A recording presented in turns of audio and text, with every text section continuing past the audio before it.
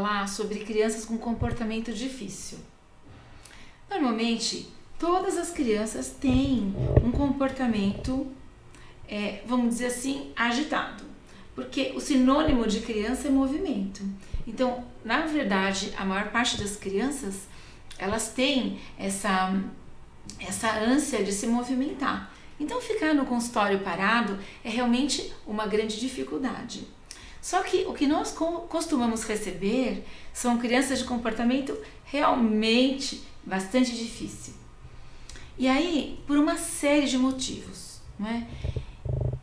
Se você já escutou os vídeos anteriores, já percebeu que não vai ter jeito, vai ter que tratar o dente dessa criança, então mais uma etapa vai ter que ser superada.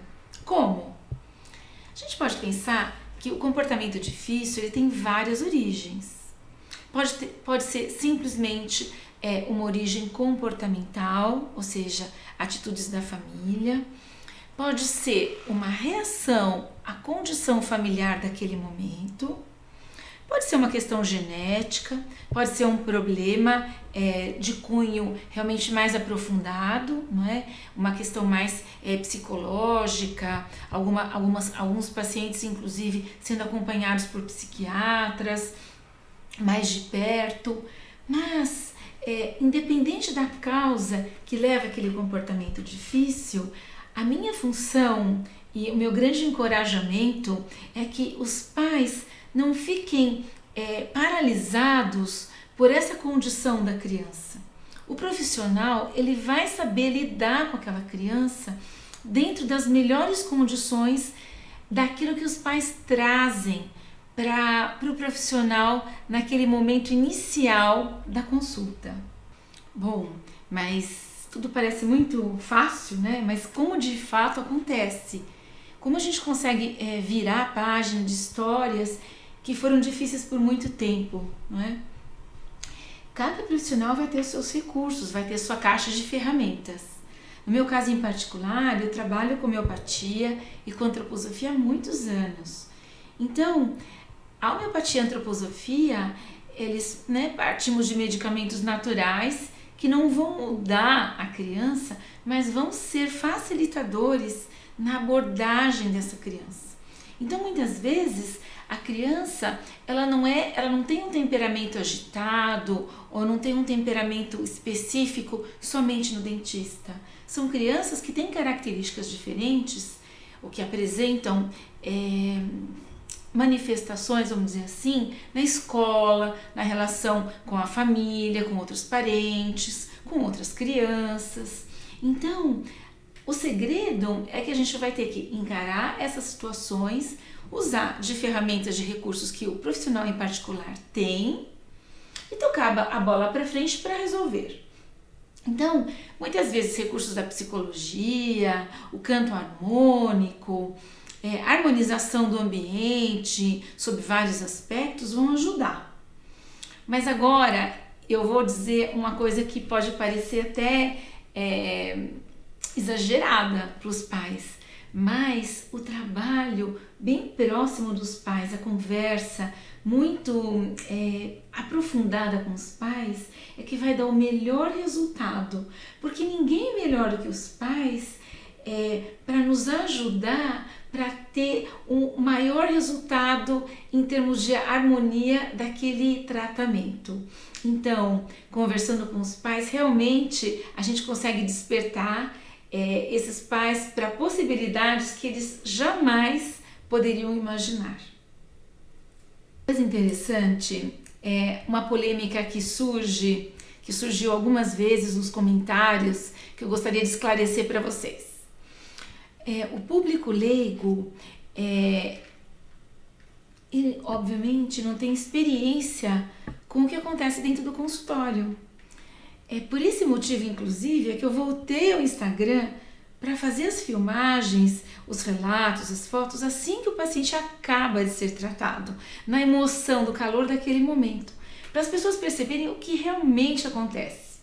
Então, algumas vezes nos comentários Eu fiquei sabendo, que às vezes até não cheguei a acessar aqueles comentários, mas eu também fiquei sabendo que nos comentários acaba surgindo assim: nossa, essa criança, ela chorou tanto, tanto, tanto, que ela dormiu de cansaço de tanto chorar. Ou então, nossa, essa criança com esse pai posicionado desse jeito, essa criança foi estrangulada. Essa criança, ela não conseguia nem respirar, né? Por isso ela chega até quase a desmaiar, né? Então, isso de fato, para quem vive essas histórias ali no dia a dia com a gente, ou seja, os pais, não é essa a visão de quem vive o dia a dia, que passa por um tratamento desse. Então essas colocações, elas não fazem parte da realidade do que acontece realmente, de fato. Por isso que a gente faz questão de gravar e publicar os relatos de pessoas muito benevolentes que passam por essas experiências e querem transmitir para outros pais essa possibilidade de uma realidade que eles viveram. Então, o que de fato acontece com essas crianças que dormem na cadeira? Sabe que eu acabei fazendo vários cursos até para entender realmente o que acontecia com essas crianças. Porque eu ficava até preocupada, porque elas dormiam, desde que eu me formei há 35 anos, elas sempre dormiam muito profundamente. E eu ficava até assustada, então eu cheguei a algumas conclusões com o tempo. A conclusão número 1 é que a decisão dos pais e a minha postura é fundamental para que a mágica aconteça. O fato de elas dormirem é explicado pela física quântica. Então, uma vez eu fiz um curso e eles diziam o seguinte, que a experiência ela é transformada pela presença do observador. Então, eu comecei a entender que essas crianças, elas se tranquilizam ou deixam de se tranquilizar pela postura dos pais que estão junto ali comigo e a minha postura da auxiliar que está junto. Então, esse eu acredito sinceramente que é um ponto fundamental para o equilíbrio dessa criança na hora do tratamento. Mas, e aquelas crianças que são realmente raivosas? Por que você está chorando? Você quer vir no meu colo? Mas faz assim, vamos terminar logo, depois você vem? Não! Por quê, Pedro? Porque eu quero. Aqui tá doendo. Desse lugar tá doendo? Tá, então a gente não vai mexer nesse lugar, tá bom? Nesse? Não, E nesse? não. Depois a gente vai ver como é que tá esse lado aqui, ver o que a gente vai poder fazer, tá bom? Eu não quero que você use aquilo que você não usa nesse. Não pode mexer? Não pode Não, mexer com aquela sim. aguinha? Então, nós temos crianças, por exemplo, na faixa de 2 anos de idade, que são muito bravas mesmo, são muito raivosas. São crianças que escolhem a roupa, que sobem em cima do sofá para colocar o dedo no rosto dos pais. Como que a gente consegue um bom comportamento com essas crianças?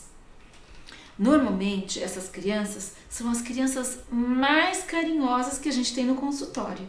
Só que até chegar a esse ponto dessas crianças se manifestarem como as crianças mais carinhosas do planeta, essas crianças muitas vezes gritam muito. Elas passam várias sessões gritando. E o que a gente faz? A gente vai trabalhando. A gente trabalha com carinho, a gente trabalha às vezes mostrando firmeza, a gente mostra muitas vezes através do olhar uma compreensão, um acolhimento, muitas vezes firmeza. E essa criança, nessa condição, ela tem que sentir a respiração dos pais.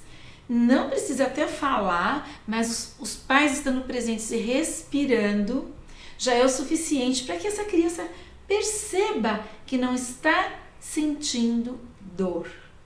Então, é fundamental que os pais tenham a segurança de que aquele tratamento está sendo realizado com anestesia local, se for necessário, e que essa criança não está sentindo dor. Assim, ela vai eventualmente parar e pensar: nossa, o que está acontecendo? Eu não estou sentindo dor. Aí ela vai perceber que não precisa gritar e eventualmente vai dormir. A próxima pergunta que os pais fazem nessa hora é sobre a necessidade do uso de sedação no consultório dentário para tratamento de crianças. Então, o próximo vídeo que você pode assistir é sobre sedação. Vamos lá?